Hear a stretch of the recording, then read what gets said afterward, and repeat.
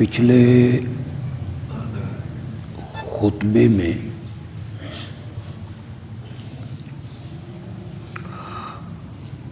ایک عنوان سے میں نے گفتگو کا آغاز کیا۔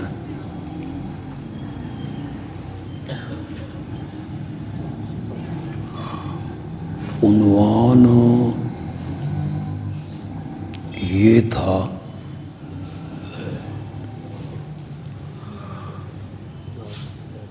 کہ اللہ کی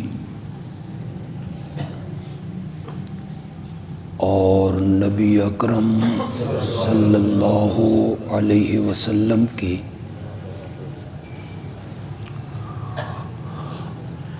ذات الگ الگ ہے،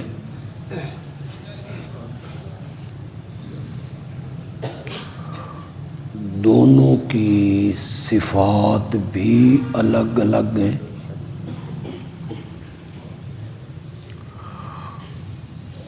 لیکن دونوں کی بات ایک ہے۔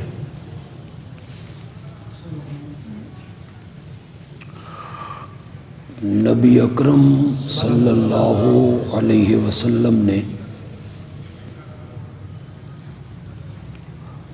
جو بھی فرمانا ہے وہ اللہ کے حکم سے ہی فرمانا ہے۔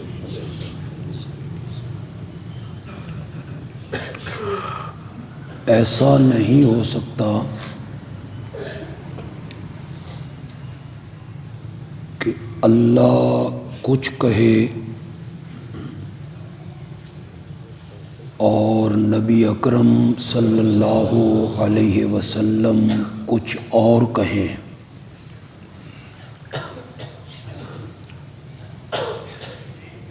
اسی لیے آپ کی اطاعت کو اللہ ہی کی اطاعت قرار دیا گیا ہے۔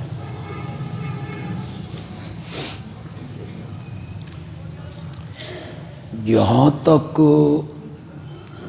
دونوں کی ذات کا تعلق ہے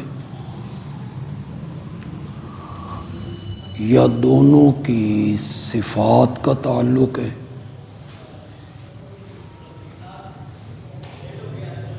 وہ الگ الگ ہیں۔ اللہ کی ذات الگ ہے اور نبی اکرم صلی اللہ علیہ وسلم کی ذات الگ۔ جو اللہ کی صفتیں ہیں وہ آپ کی صفتیں نہیں ہیں۔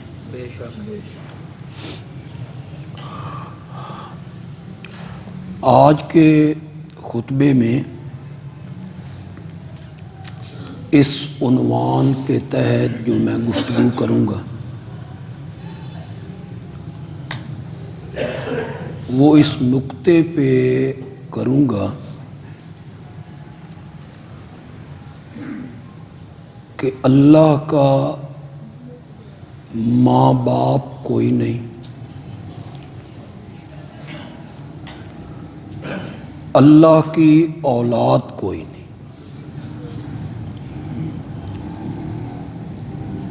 یہ صفت ہے اس کی لم یلد ولم یولد۔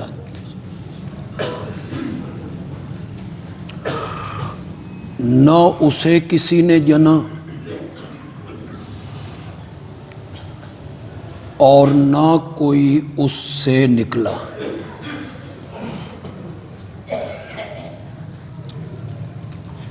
جن لوگوں نے یہ عقیدہ بنایا کہ اللہ بھی اولاد رکھتا ہے، عیسائیوں نے کہا 3 الہ ہیں،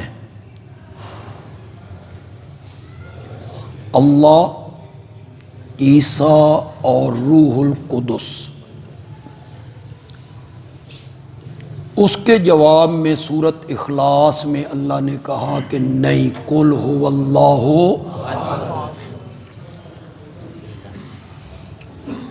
وہ اللہ اکیلا ہے، ایک ہی ہے۔ جن لوگوں نے فرشتوں کو اللہ کی بیٹیاں کہا،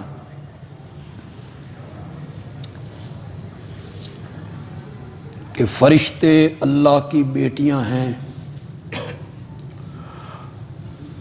اللہ نے سورۃ صافات میں بڑے عجیب انداز میں اس کی تردید کی، اور صورتوں میں بھی فرمایا اپنے لیے بیٹے پسند کرتے ہو اور میرے لیے بیٹیاں تجویز کرتے ہو۔ پھر فرمایا جب میں فرشتوں کو بنا رہا تھا تو کیا تم وہاں موجود تھے اور یہ مشاہدہ کر رہے تھے کہ میں نے ان کو مذکر بنایا ہے یا مؤنث؟ ایک جگہ پہ فرمایا اس کی اولاد کیوں کر ہو سکتی ہے جبکہ اس کی بیوی کوئی نہیں۔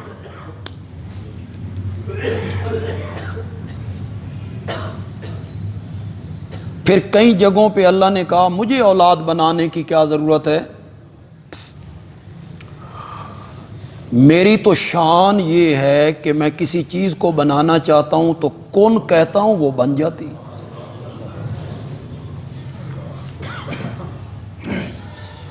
یہ کون اللہ کو کہنا نہیں پڑتا، یہ ہمیں سمجھانے کے لیے، ورنہ اللہ ارادہ کرتا ہے چیز بن جاتی۔ میں نے زمین و آسمان کو نئے سرے سے بنایا، اس کا پہلے کوئی مادہ، کوئی خاکہ، کوئی نقشہ موجود نہیں تھا، اور میں نے نئے سرے سے زمین بچھا دی، آسمانوں کی چھت بنا دی، مجھے اولاد بنانے کی کیا ضرورت؟ جہاں اللہ نے ان کے عقیدے کی تردید کی کہ وہ کہتے ہیں کہ اللہ نے اولاد بنا لی ہے، ہمارے نبی اللہ کے بیٹوں کی طرح ہیں، تو اللہ اس کی تردید کرتے ہوئے سب سے پہلا جملہ جو استعمال کرتے ہیں وہ ہے سبحانہ، کہ اللہ کی ذات ان چیزوں سے پاک ہے کہ اس کی کوئی اولاد ہو، اس میں سے کوئی نکلا ہو یا وہ کسی میں سے نکلا ہو۔ تو یہ اللہ کی ذات ایک ہے، اور اللہ کی صفتوں میں سے ایک صفت ہے لم یلد ولم یولد۔ یہ جو سورۃ اخلاص ہے نا،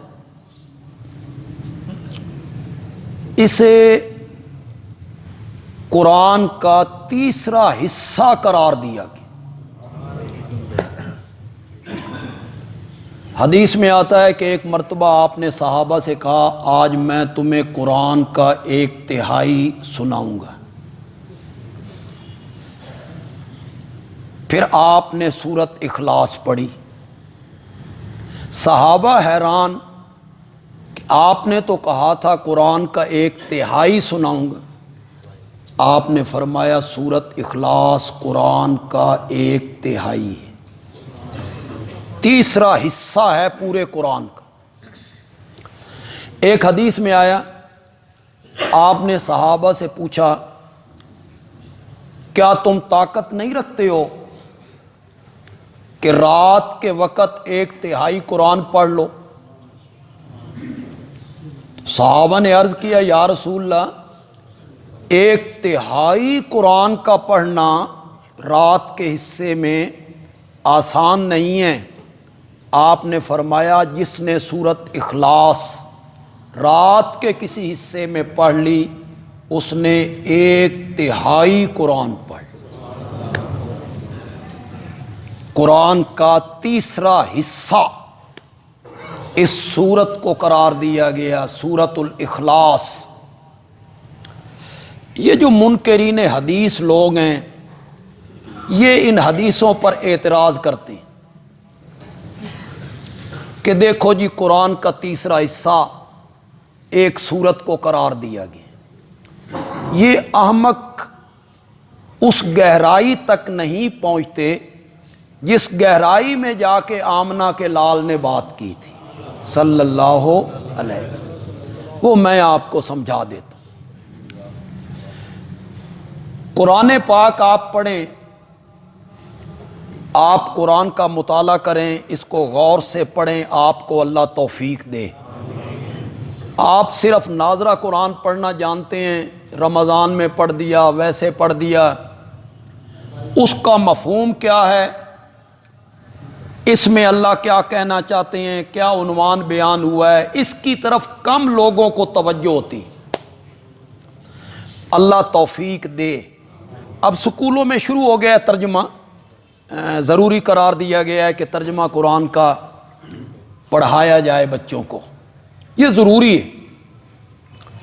آپ قرآن پاک پڑھیں تو آپ کو محسوس ہوگا کہ قرآن نے 3 مضمونوں کو بہت زیادہ بیان کیے۔ ان میں ایک مضمون ہے توحید کا، اللہ کی وحدانیت، اللہ کی الوہیت، اللہ کی معبودیت، کہ اس کائنات کا اکیلا الہ اور معبود اکیلا ہے، ایک ہی ہے، اللہ ہے۔ اس کو سب سے زیادہ قرآن نے بیان کیا۔ پڑھتے چلے جائیں آپ، سورۃ فاتحہ سے شروع کر لیں، الحمدللہ رب العالمین، یہ توحید ہی ہے نا، رب العالمین، ساری کائنات کا پالنہار میں ہوں۔ رب کا معنی ہوتا ہے ضروریات زندگی کا خیال رکھنے والا، صرف پالنا نہیں۔ یہ عام طور پہ اردو میں معنی کر دیتے ہیں پالنے والا، ورنہ رب کا یہ فٹ معنی نہیں ہے۔ رب کا معنی ہے ضروریات زندگی کا خیال رکھنے والا۔ کیا مطلب؟ بچہ ہے، ماں کے پیٹ میں ہے، 3 اندھیروں میں ہے، اس میں جب روح پھونکی گئی، اسے پیاس لگی، بھوک لگی، کوئی راستہ نہیں ہے باہر سے جہاں سے اسے غذا فراہم کی جائے۔ اب جس ہستی نے ماں کا گندا خون ناف کے ذریعے اس بچے کی خوراک بنا دی، ضروریات زندگی کو پورا کرنے والا، موقع کے مطابق دینے والا، جس چیز کی ضرورت ہے، طلب ہے، اس کے مطابق دینا۔ پیدا ہوا تو اس کے دانت نہیں ہیں، اسے یہ نہیں کہا گیا گندم کھا، میں نے ہر چیز پیدا کی ہے، کھا۔ بھینس کا دودھ ہے، پی نہ، اس کے منہ میں دانت نہیں ہیں، اس کا معدہ کمزور ہے، ماں کے سینے میں دودھ کی 2 نہریں جاری کر دی۔ یہ رب ہے، رب اس ضرورت کے مطابق مہیا کرتے چلے جانا، تربیت کرنا، تربیت کرنا، نشو و نما دینا، پروان چڑھانا، بتانا اس چیز سے نفع کیسے حاصل کرنا ہے۔ یہ سب رب کی صفتیں ہیں،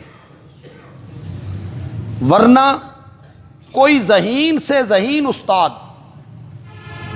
افہام و تفہیم کا ماہر کوئی ٹیچر، سمجھنے سمجھانے کے مادے سے بھرپور کوئی مدرس اور معلم، اسے آپ 3 دن کا بچہ دیں، اس نو دودھ چوسن دا طریقہ سمجھا، بتا، سمجھا، پڑھا، نہیں پڑھا سکتا۔ یہ رب ہے جو 2-3 دن کے بچے کو دودھ چوسنے کے طریقے سمجھا رہا ہے۔ یہ رب کا مفہوم ہے۔ ضرورت کے مطابق چیز مہیا کرنا، تربیت کرنا، یہ تو پھر انسان ہے۔ بلی کے بچوں کو کس نے سمجھا دیا کہ تمہاری غذا کہاں ہے اور اس کو حاصل کرنے کا طریقہ کیا ہے؟ 2 دن کے بچے ہیں، 3 دن کے بچے ہیں، انہیں کون سمجھا رہا ہے؟ اللہ۔ یہ ہے رب۔ تربیت کرنا، پرورش کرنا، پالنا، ضروریات زندگی کا خیال کرنا، تو سورت فاتحہ ہی سے توحید شروع ہو گئی۔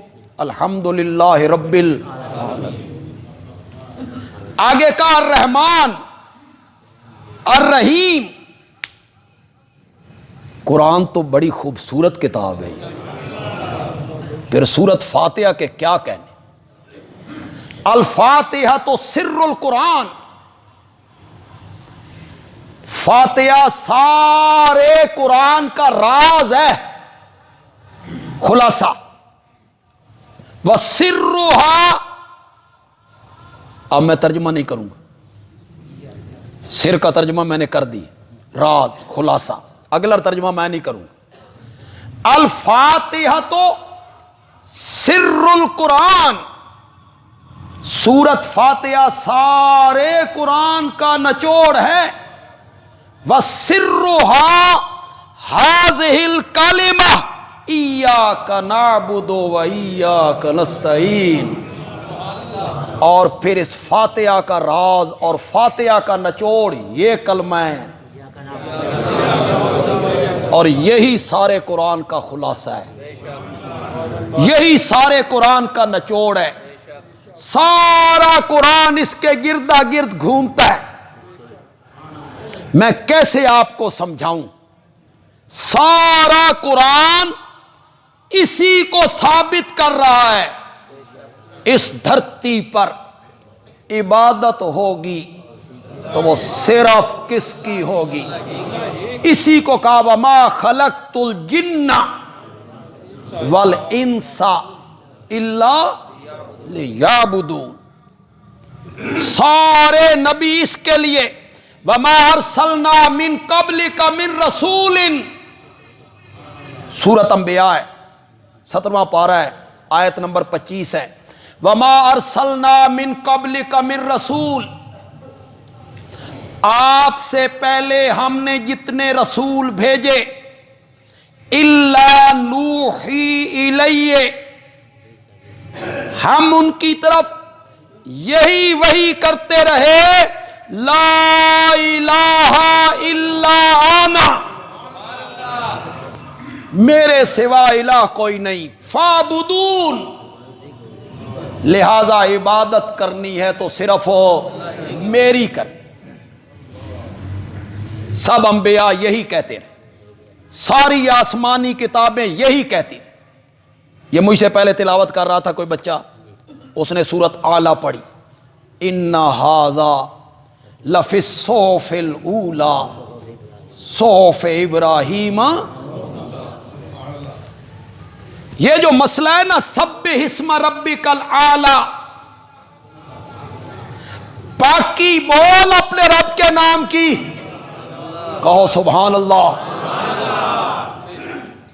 سبح اسم ربک الاعلیٰ، پاکی بول اپنے رب کے نام کی، کہہ اس کی ذات میں کوئی شریک نہیں، اس کی صفتوں میں کوئی شریک نہیں، اس کی اولاد کوئی نہیں۔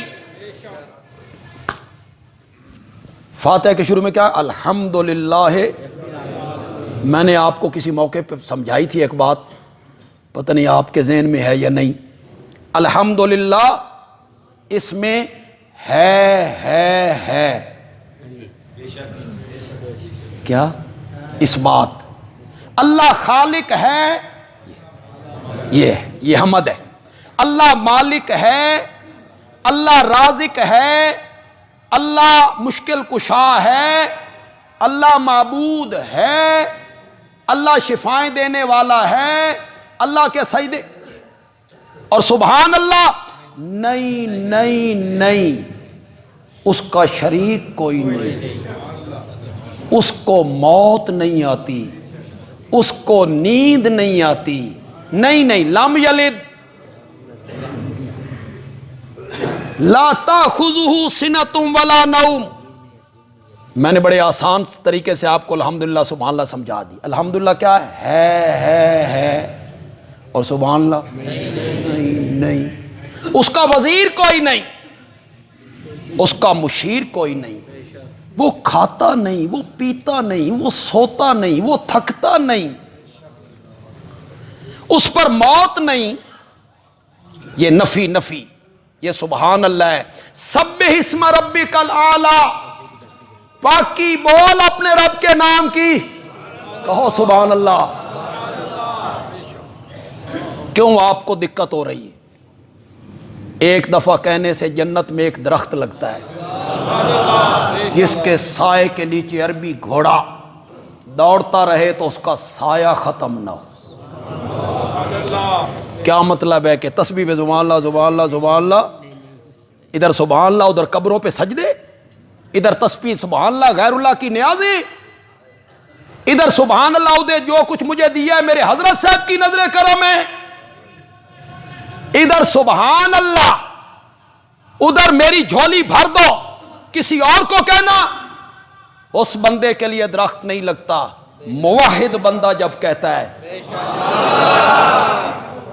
جس کا نظریہ یہ ہے اس کا شریک کوئی نہیں، اس کے سوا داتا کوئی نہیں، اس کے سوا دستگیر کوئی نہیں، اس کے سوا غوث اعظم کوئی نہیں، لجپال کوئی نہیں، غریب نواز کوئی نہیں، کھوٹی قسمتیں کھری کرنے والا کوئی نہیں، عطا کرنے والا کوئی نہیں، جھولیاں بھرنے والا کوئی نہیں، شفائیں دینے والا کوئی نہیں، اولاد دینے والا کوئی نہیں، سجدے کے لائق کوئی نہیں الا اللہ۔ یہ سبحان اللہ جب موحد بندہ کہتا ہے نا تو جنت میں درخت لگتا ہے۔ سبح اسم ربک الاعلی، باقی بول اپنے رب کے نام کی، اس کا کوئی شریک نہیں، اس کی ذات و صفات میں اس کا کوئی ساجی نہیں۔ ان ھذا لفی الصحف الاولی صحف ابراہیم و موسیٰ۔ میرے پیارے پیغمبر، یہ مسئلہ ہم نے صرف قرآن میں بیان نہیں کیا، یہ ہم نے پہلی کتابوں میں بھی بیان کیا تھا۔ تو قرآن میں ایک مضمون ہے توحید کا، جس کو سورۃ فاتحہ میں علی وجہ الکمال بیان کی، مالک یوم الدین، قیامت کے دن کا کیا ہے؟ مالک ہے۔ دنیا کا بھی وہی مالک ہے، ہمارا کون مالک؟ اس ساری کائنات کا کون مالک؟ لیکن فاتحہ میں اسے یوم الدین سے مخصوص کر دیا، مالکی یوم الدین، قیامت کے دن کا مالک ہے۔ علماء نے لکھا کہ اس دنیا میں مالک حقیقی تو اللہ ہی ہے، لیکن اس نے کچھ چیزوں کی عارضی ملکیت ہمیں بھی دے دی ہے۔ یہ مکان میرا ہے، یہ مال میرا ہے، یہ چوپائے میرے ہیں، یہ زیور میرا ہے، یہ کھیت میرے ہیں، یہ باغات میرے ہیں۔ اللہ نے عارضی طور پہ دنیا میں ملک دے دیا، فرمایا قیامت کے دن یہ عارضی ملک بھی کسی کے پاس نہیں ہوگا، سارا ملک میرے پاس ہوگا۔ وہ دن عارضی ملکیت بھی نہیں، ہمیں ہاتھ دیے، اختیار دے دی، قرآن پکڑ لے تیری مرضی، کوئی فوش کتاب پکڑ لے تیری مرضی، پاؤں دیے اختیار بھی دے دیا، مسجد کی طرف چل تیری مرضی، کسی گندی جگہ کی طرف چل تیری مرضی، آنکھیں دے دی اختیار بھی دے دی۔ قرآن پڑھ لے تیری مرضی، غلط چیز کو دیکھ لے تیری مرضی، کان دیے اختیار دیا، اچھی چیز سن لے تیری مرضی، بری سن لے تیری مرضی، زبان دی اختیار دیا، اچھے بول بول تیری مرضی، بری باتیں کہہ تیری مرضی۔ یہ چیزیں ہمیں دے کے دنیا میں عارضی اختیار بھی دے دیا، قیامت کے دن ان چیزوں کا بھی حقیقی مالک اللہ ہی ہوگا، کوئی عضو کسی کے اختیار میں نہیں ہوگا۔ اپنی مرضی سے پکڑے نو، سب اختیار اللہ کے پاس ہوگا، مالک یوم الدین۔ ایک بندہ آئے گا، اللہ اس کے سامنے اس کے اعمال رکھیں گے، تم نے یہ کیا یہ کیا یہ کیا یہ کیا، کہاں ہے؟ لاؤ بھائی رجسٹر۔ اب تو کمپیوٹر نے لوح محفوظ کا مسئلہ بالکل ہی حل کر دی، پہلے سمجھ نہیں آتی، اب کمپیوٹر نے، اس موبائل نے اس مسئلے کو حل کیا۔ یہ انسان کی طاقت ہے، وہاں رحمان کی طاقت ہے۔ سب چیز اللہ کھول کے سامنے رکھ دیں گے، وہ دیکھ تو کیا کر رہا ہے، وہ دیکھ وہ دیکھ وہ دیکھ۔ اللہ فرشتوں کو بلائے، اس نے یہ کام کیے، بندہ کہے گا اے بھی تے تیرے ہی نے لکھ دے رہے ہونے، میں نے نہیں کی۔ پھر اللہ اس کی زبان کو کہیں گے تو خاموش ہو جا، ہن تو نہیں بول۔ پھر اللہ اس کی ران کو بلوائیں، جتنے گناہ یہاں سے کیے، پھر ہاتھ بولیں، پھر پاؤں بولیں، پھر کان بولیں، اور یہ انہیں کہے گا سب کچھ تواڈے واسطے کیتا سی، تسی میرے مخالف ہو گئے ہو۔ رب کہیں گے اے تے تیرے نے نا، او تے میرے سن، یہ تو تیرے ہیں نا، بول۔ اس دن زبان، پاؤں، ہاتھ، کان، ناک، کسی پر بندے کا اختیار نہیں ہوگا۔ اسی کو فاتحہ میں کہا مالک یوم الدین، قیامت کے دن کا مالک اللہ ہے۔ یہ ساری توحید ہے۔ ایاک نعبد، اتھے تے توحید دیاں پھر حد نہیں ختم ہو۔ ایاک نعبد، پڑھو تو صحیح یار، ہم تیری ہی عبادت کرتے ہیں۔ واو تفسیریہ، یعنی ایاک نستعین، ہم مسائب میں مدد کے لیے پکارتے ہیں تو صرف تجھ ہی کو پکارتے ہیں۔ یہ عبادت کی تشریح کی ہے اللہ نے، ایاک نعبد، ہم تیری ہی عبادت کرتے ہیں۔ یہ عبادت کیا ہوتی ہے؟ واو نے کہا اگلا جملہ پڑھ، میں تجھے بتاتی ہوں عبادت کیا ہوتی ہے۔ اس واو کا معنی ہے یعنی، ہم تیری ہی عبادت کرتے ہیں، یعنی ایاک نستعین، ہم مدد مانگتے ہیں تو صرف تجھ ہی سے مدد مانگتے ہیں، تیرے سوا ہم کسی سے مدد نہیں مانگتے۔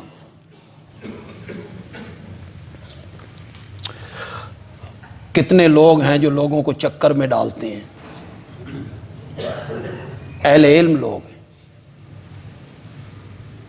مرنا نہیں ہے، قیامت نہیں آنی، جڑے چکر اللہ پھر تو آن دینے نا، تو اڈیاں نسلاں بھی یاد رکھ۔ ایک مولوی صاحب جمعے پہ تقریر کرتے ہوئے ایک بندے کو کہتے ہیں اے پڑھ بھائی قرآن۔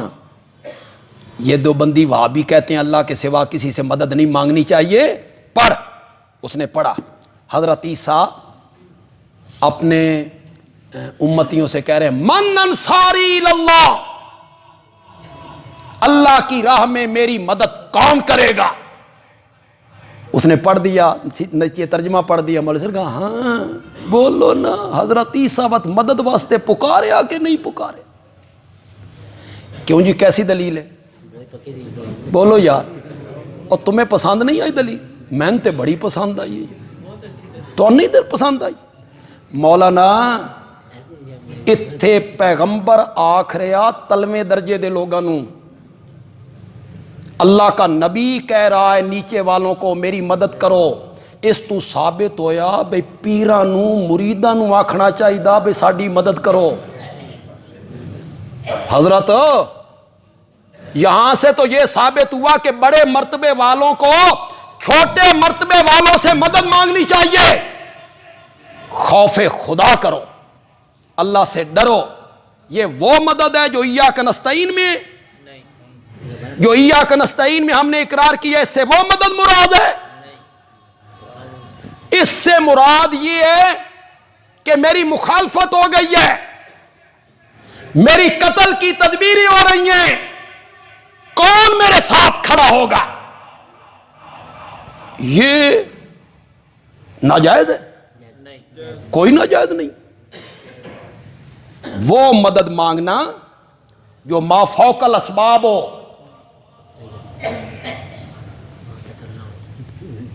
ہم کہتے ہیں اے بوری ذرا میرے موٹر سائیکل تے رکھوا دیں یار، کہتے ہیں نہیں کہتے؟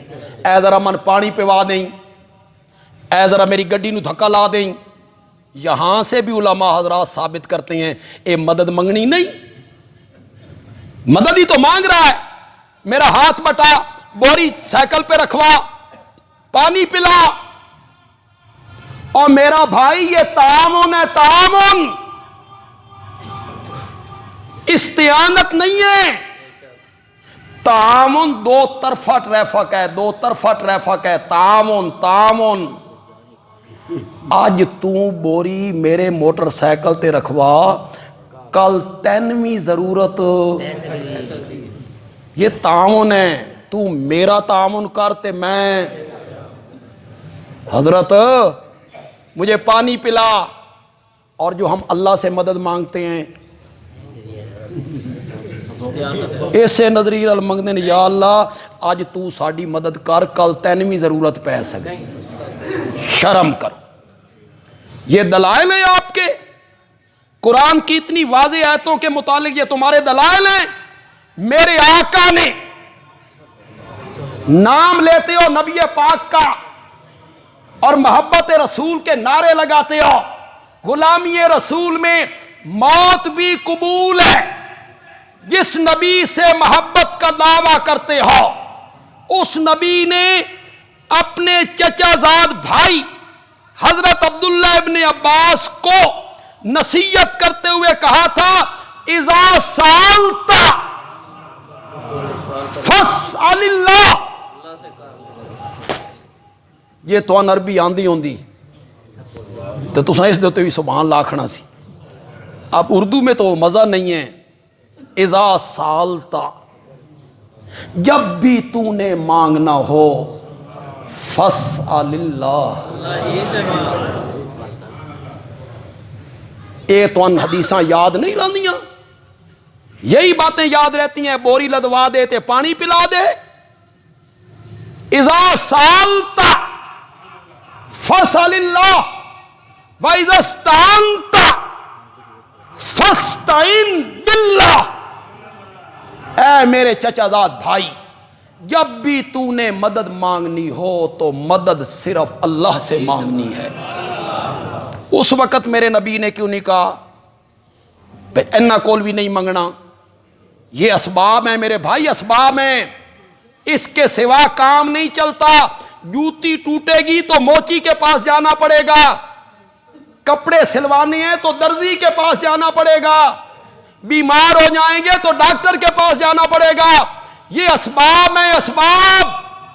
اور جو رب سے مدد مانگی جا رہی ہے اس کا معنی یہ، خدا کے لیے میری بات غور سننی، اس کا مطلب یہ ہے جس سے میں مدد مانگ رہا ہوں میں اس کو نہیں دیکھ رہا اور وہ مجھے دیکھ رہا ہے۔ یہ ہے ایاک نعبد و ایاک نستعین۔ اگر آپ میں سے کسی کا خیال یہ ہو کہ یہ فرقہ واریت کی باتیں ہیں، قیامت کے دن کوئی ان کے بارے میں پوچھو گی؟ کیوں نہیں پوچھو گی؟ شرک کے بارے میں پوچھ نہیں ہوگی؟ کس کے بارے میں پوچھ ہونی ہے قیامت کے دن جی؟ اگر نماز کے بارے میں پوچھ ہونی ہے، روزہ، زکوٰۃ، حج، معاملات، حقوق، تو کیا عقائد کے معاملے میں پوچھ نہیں ہونی؟ میرے نبی نے تو 13 سال مکے میں ایک ہی آواز لگائی تھی،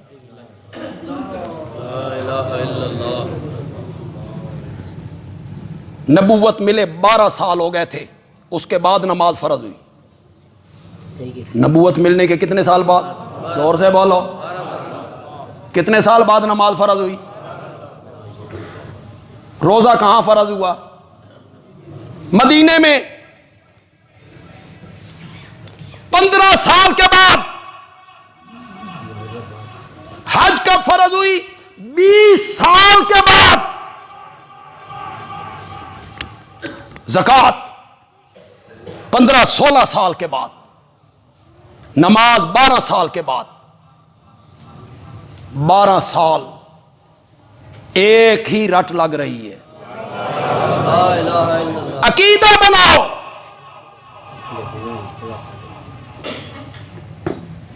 یا اللہ مدد بھی کہنا، پھر کسی اور سے مدد کا مطالبہ کرنا، اس دی پوچھی کو نہیں ہونی قیامت والے دیہاڑے۔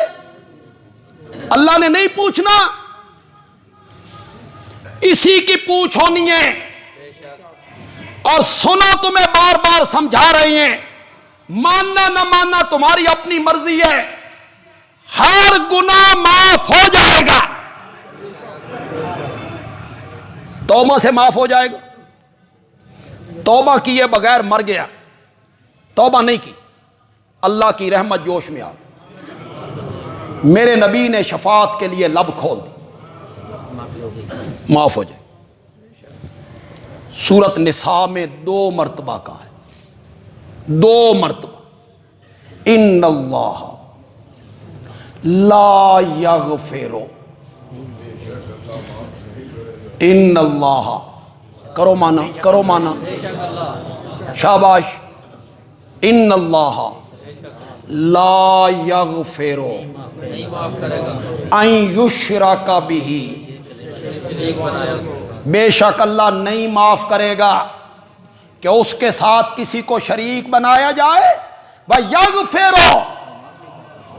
اور معاف کر دے گا ما دون ذالک، جو شرک سے۔ اب میں شرک سے نیچے نیچے کون سا گناہ گنواؤں؟ تم شرک کو گناہ ہی نہیں سمجھتے ہو، ہم نے مغز کھپائی کی ہے تمہارے ساتھ۔ شرک سے نیچے نیچے کتنے گناہ ہیں؟ ماں سے زنا کرنا، باپ کو قتل کرنا، باپ کی کھوپڑی اتار کے اس میں شراب پینا، ہے مومن، یہ گناہ ہو گئے۔ قرآن کہتا ہے میں چاہوں گا تو ان کو معاف کر دوں گا، شرک کو میں نے معاف نہیں کر۔ ما دون ذالک میں یہ سارے گناہ نہیں آتے، شرک معاف نہیں ہونا، یہ بغاوت ہے، بغاوت۔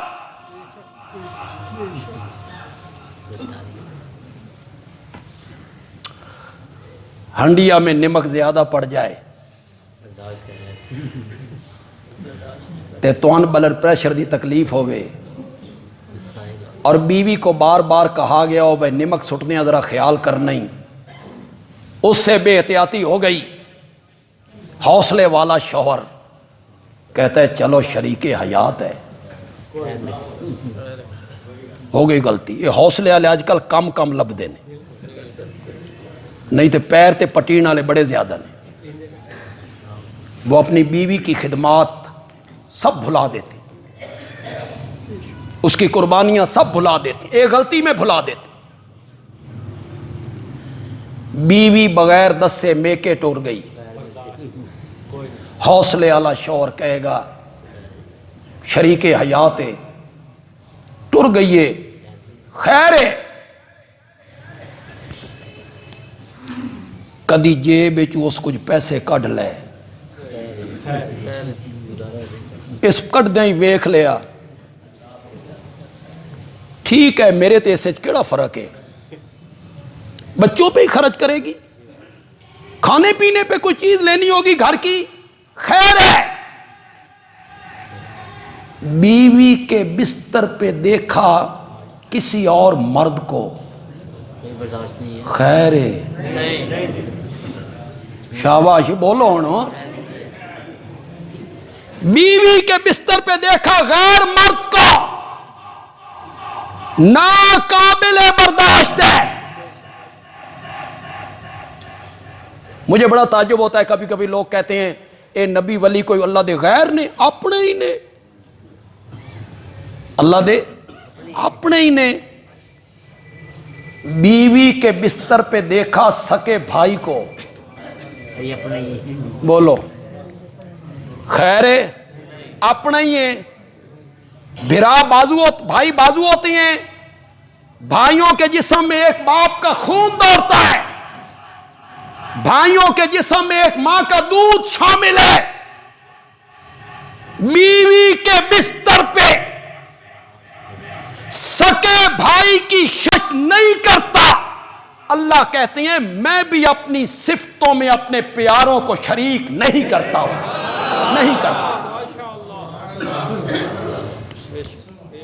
نماز سستی ہو گئی، میری رحمت جوش میں آئی، معاف کر دو، کدی روزیں آج کوئی سستی ہو گئی، معاف کر دو، زکوٰۃ سستی ہو گئی، معاف کر دو، لیکن جب وہ شرک کرتا ہے، شرک ناقابل معافی جرم، میں تمہیں کیسے بتاؤں، تم یوں ہی کہہ دیتے ہو کہ یہ فرقہ واریت ہے، انہاں دی کوئی پوچھ ہونی ہے قیامت والے دیہاڑے، شرک کی پوچھ نہیں ہونی تو پوچھ کس کی ہونی ہے؟ کھولو فیس بک کھولتے ہو، وہاں تم نہیں دیکھتے ہو سروں پہ پگڑیاں باندھی ہوئی ہیں، جبے پہنے ہوئے ہیں، شیخ عبد القادر جیلانی کے مزار پہ کھڑے کہتے ہیں شیخ عبد القادر جیلانی ہماری مدد کر، نہیں دیکھتے ہو؟ اگر یہ شرک نہیں ہے، ثانوی دسو بھائی شرک کی ہے، ہمیں بھی بتاؤ شرک کس بلا کا نام ہے کہ بندہ شرک کر کے باہر نکلے تو اس کے دو سینگ اگے ہوئے، پتہ چلے یہ مشرک آ رہا ہے، مزاروں پہ کھڑے ہو کے مدد مانگ رہے، ہماری جھولی بھر دے، جھولیاں اٹھائی ہیں تم نے مزاروں کے سامنے، یوں جھولیاں اٹھائی، ہماری جھولی بھر دے، ہم تیرے دربار پہ آئے ہیں، تم میں جھولیاں بھرنے والا، اور میرے آقا نے کہا تھا تیری جوتی کا تسمہ ٹوٹ جائے تو وہ بھی کس سے مانگنا ہے؟ واہ میرے پیارے پیغمبر، امت کو کیا سکھایا، حتی شس نالہی اذن قطع، آگے تو میرے نبی نے حد ہی کر دی، اتنی نتھی ہوئی توحید، اتنی نتھی ہوئی توحید اپنی امت کو بتائی، فرمایا فَإِنَّهُ إِن لَمْ يُيَسِّرْهُ لَمْ يَتَيَسَّرْ، مجھے کعبہ کے رب کی قسم ہے اگر رب تجھے جوتی کا تسمہ نہ دینا چاہے تو پوری خلقت مل کر بھی تجھے جوتی کا تسمہ نہیں دے سکتی۔ کیا سکھایا اپنی امت کو؟ کسی جگہ پہ میرے نبی نے کہا میرے کول منگو، حد نہیں ہو گئی یار؟ کسی صحابی نے میرے نبی کی قبر منور پہ جا کے التجا کی، درخواست کی یا رسول اللہ جھولی بھر دیں، یا رسول اللہ بارش برسا دیں، کی درخواست؟ نہیں، صحابہ کو پتہ تھا، جانتے تھے کہ ہمارے نبی نے قبر پرستی نہیں رب پرستی سکھائی۔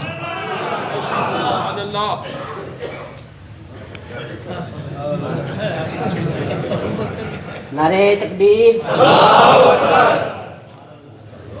ایڈا سست نعرہ میں اپنی پوری زندگی کبھی نہیں سنا. سارے پاکستان میں جلسوں پہ جاتا ہوں, بڑی بڑی کانفرنسوں سے میں خطاب کرتا رہتا ہوں, لیکن اس میں اخلاص بڑا ہے, اس نعرے میں بھی اخلاص ہے. ایک مضمون جو قرآن میں بیان ہوا وہ کیا ہے؟ توحید. توحید جگہ جگہ اس کو بیان کیا. دوسرا مضمون جو قرآن نے جگہ جگہ بیان کیا اس کا عنوان ہے رسالت. اب یوں کہہ لے لا الہ الا اللہ محمد الرسول اللہ صلی اللہ. میرے نبی کی رسالت کا ذکر, میرے نبی کی عظمتوں کا ذکر, میرے نبی کے مقام کا ذکر, میرے نبی کے احترام کا ذکر, میرے نبی کے ادب کا ذکر. میرے نبی کو اس طرح نہیں بلانا جس طرح ایک دوسرے کو بلاتے ہو, نا اس طرح نہیں بلانا. میرے نبی کی آواز پر اپنی آوازیں بلند نہیں کرنا. میرے نبی کی محفل میں بیٹھے ہو نا, تواڈیاں آوازاں میرے نبی دی آواز تو بلند نہ ہو جان, ورنہ میں زندگی کے اعمال برباد کر کے رکھ دوں گا. ادب سکھائے, نبی کا احترام سکھایا, مقام بتایا. یا ایھا النبی انا ارسلناک شاہدا, آگے پڑھو یار, ومبشرا ونذیرا وداعیا الی اللہ باذنہ وسراجا منیرا وما ارسلناک الا رحمتا للعالمین ولکن رسول اللہ وخاتم النبیین وما ارسلناک الا کافۃ للناس بشیرا ونذیرا یا ایھا المزمل یا ایھا المدثر یاسین طٰہٰ. کیا بات ہے.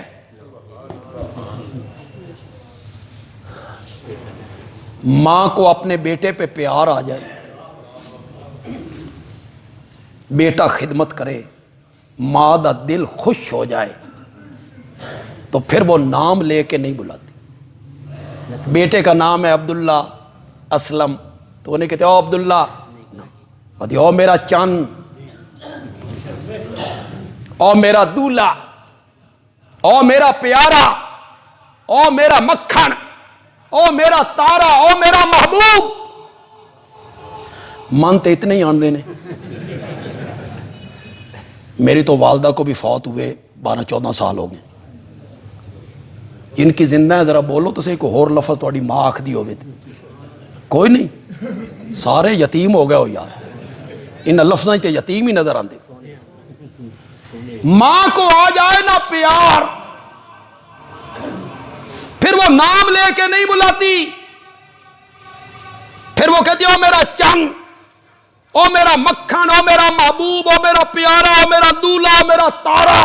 رب نو بھی جدا پیار آیا نا میرے نبی تے, رب نے بھی فرمایا او میرا شاہد, او میرا مبشر, او میرا نذیر, او میرا داعی, او میرا سراج منیر, او میرا مزمل, او میرا مدثر.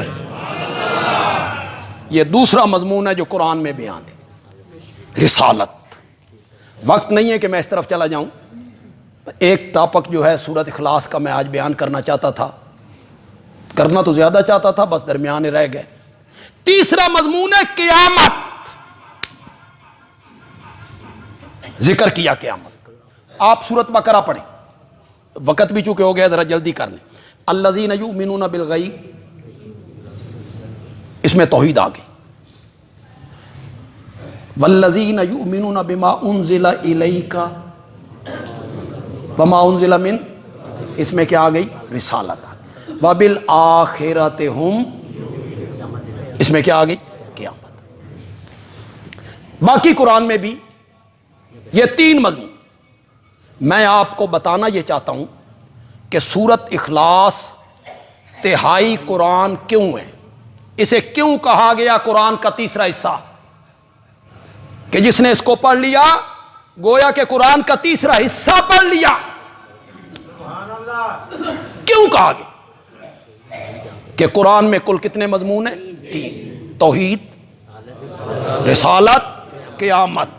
ان 3 مضمونوں میں سے ایک مضمون جو توحید والا ہے وہ اللہ نے علی وجہ الکمال سورت اخلاص میں بیان کر دیا ہے، اس لیے یہ قرآن کا کیا ہو گیا؟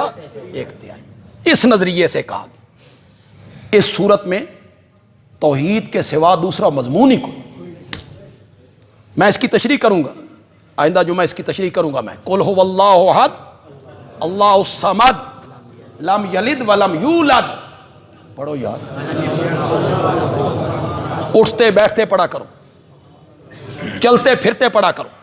اگلے جمعے میں آپ کو 2 حدیثیں سناؤں گا کہ جو صحابہ چلتے پھرتے اٹھتے بیٹھتے اس سورت کو پڑھتے تھے، اللہ نے ان کو کتنی عزتوں سے نوازا تھا، ان کے تذکرے کہاں کہاں ہوتے تھے۔ میں آئندہ جمعہ اس کا بھی ذکر کروں گا انشاءاللہ۔